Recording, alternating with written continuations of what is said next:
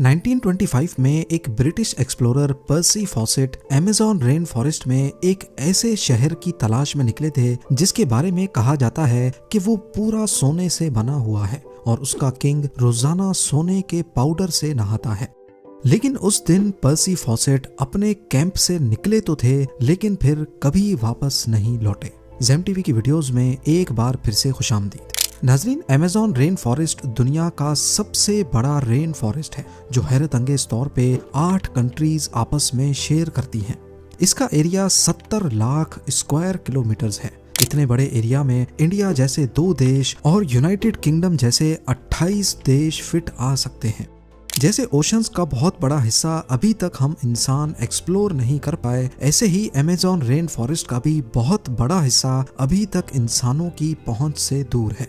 यहाँ plants, animals और microbes की ऐसी किस्में रहती हैं जिनमें से अभी तक सिर्फ 10% का पता लगाया गया है। हर दिन यहाँ नई स्पीशी एक्सप्लोर की जाती है। अमेज़न रेन फॉरेस्ट में करीब 40,000 करोड़ दरख्त मौजूद हैं और यही वजह है कि इस फॉरेस्ट को अर्थ की लंग्स भी कहा जाता है। पूरी दुनिया में जितनी भी ऑक्सीजन है उसका 20% सिर्फ अमेज़न रेन फॉरेस्ट रिलीज करता है। एक एस्टीमेट के मुताबिक अमेज़न फॉरेस्ट में करीब 20 लाख लोग रहते हैं जिनका बाहर की दुनिया से कोई कनेक्शन नहीं है। क्योंकि अमेज़न का काफी सारा हिस्सा अभी तक अनएक्सप्लोर्ड है, लिहाजा जंगल की इस ढाल के नीचे जो कुछ छुपा है वो भी अभी तक दुनिया के लिए एक ना सुलझने वाला मुअम्मा बना हुआ है। अमेज़न के जंगल की ऐसी ही चंद मिस्ट्रीज के बारे में आज हम जानेंगे। कुछ को तो सॉल्व कर लिया गया है लेकिन बहुत सारी आज भी साइंस के पल्ले नहीं पड़ रही। सबसे पहले बात करते हैं सिटी ऑफ गोल्ड के बारे में। अमेज़न फॉरेस्ट की आज तक की सबसे बड़ी मिस्ट्री है यहाँ की सिटी ऑफ गोल्ड, जिसको एल डोराडो भी कहा जाता है।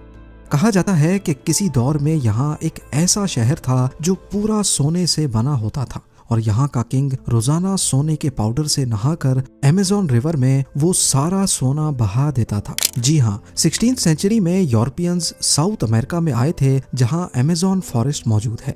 वो अपने साथ काफी सोल्जर्स और इस इलाके पर कब्जा करने का प्लान बनाकर आए थे। यहाँ उनका सामना अमेज़न के लोकल लोगों से हुआ जिन्होंने यहाँ अपने शहर बसाए हुए थे। यूरोपियंस ने उनके बनाए हुए शहरों पर कब्जा कर लिया और 16th सेंचुरी के आखिर में उनको खबर मिली कि अमेज़न फॉरेस्ट के डीप में एक ऐसा शहर भी है जो पूरा सोने से बना हुआ है। तो इसी पर यूरोपियंस ने इस एल डोराडो सिटी की तलाश शुरू कर दी। पूरा अमेज़न फॉरेस्ट छान लेने के बाद उनको यहाँ के बहुत सारे कबीले तो जरूर मिले लेकिन जिस शहर की तलाश थी वो ना मिल सका, जबकि यहाँ उनको काफी सारा सोना जरूर मिला।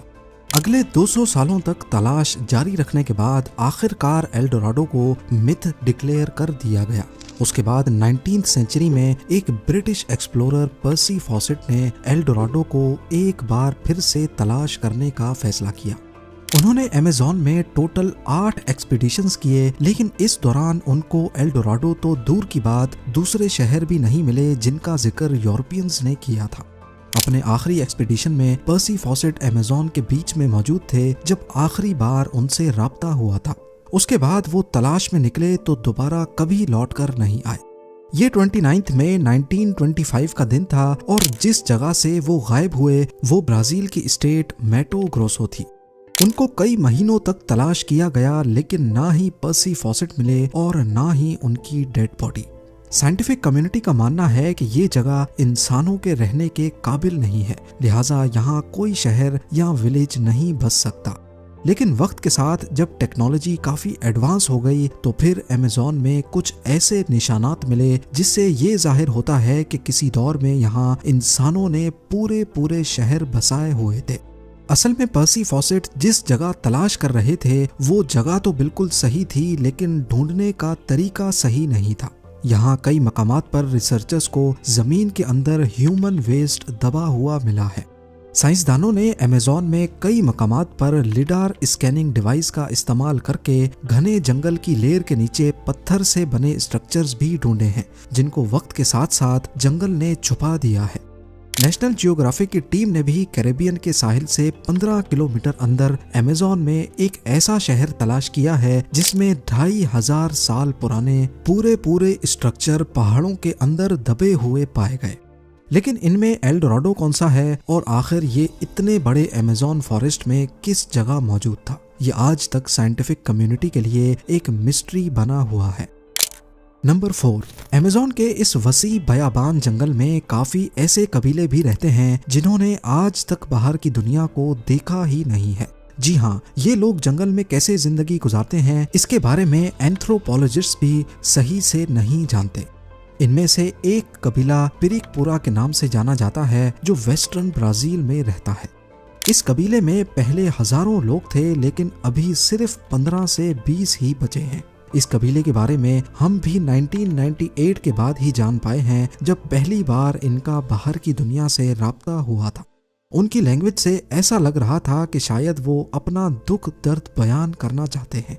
एंथ्रोपोलॉजिस्ट ने जब उनकी बातों को डिकोड किया तो मालूम पड़ा कि उनका कबीला पहले काफी स्ट्रॉन्ग हुआ करता था, लेकिन फिर कुछ कब्जा माफिया ने फॉरेस्ट में माइनिंग करने के लिए उनके तमाम साथियों को बुरी तरह मार डाला, जिनमें से ये चंद लोग बच गए थे। ऐसे पता नहीं कितने ट्राइब्स हैं जो अमेज़न जंगल के बीच अपनी दुनिया बसाए बैठे हैं। ये लोग कहां से आए थे, क्या इनका हजारों साल पहले यहाँ बसने वाले कबीलों से कोई कनेक्शन है, इस बारे में आज तक कोई नहीं जान पाया। नंबर 3, सदियों से हिस्टोरियंस को ये कंफर्म नहीं था कि अमेज़न में रहने वाले लोग यहाँ कब आए थे, लेकिन 2017 में ये पहेली तब सुलझने लगी जब आर्कियोलॉजिस्ट को कोलंबिया के करीब अमेज़न फॉरेस्ट में पहाड़ पर कुछ पेंटिंग्स बनी हुई दिखाई दी। ये बड़े बड़े पत्थर पहाड़ के अंदर पूरी तरह दबे हुए थे और इन पेंटिंग्स को समझने के लिए इनको एक्सपोज करना बहुत जरूरी था। लिहाजा आर्कियोलॉजिस्ट ने यहाँ 13 किलोमीटर की खुदाई की तो मालूम पड़ा कि किसी दौर में ये पत्थर एक गार के अंदर मौजूद थे। इस 13 किलोमीटर की गार में जो पेंटिंग्स बनी हुई पाई गईं वो करीब 12,000 साल पुरानी थी। उस वक्त आखिरी आइस एज की एंडिंग चल रही थी और जाहिर है उस वक्त यहाँ जंगल नहीं बल्कि सिर्फ बर्फ ही बर्फ हुआ करती थी। इन पेंटिंग्स में कुछ ऐसे जानवर भी बने पाए गए जो सिर्फ आइस एज में ही हुआ करते थे, जैसा कि मेस्टोडॉन्स और जायंट स्लॉथ्स। इन पेंटिंग से ये भी अंदाजा लगाया गया कि उस दौर में यहाँ इंसान किस हालत में रहते थे और कैसे वो अपने से भी बड़े जानवरों का शिकार करते थे।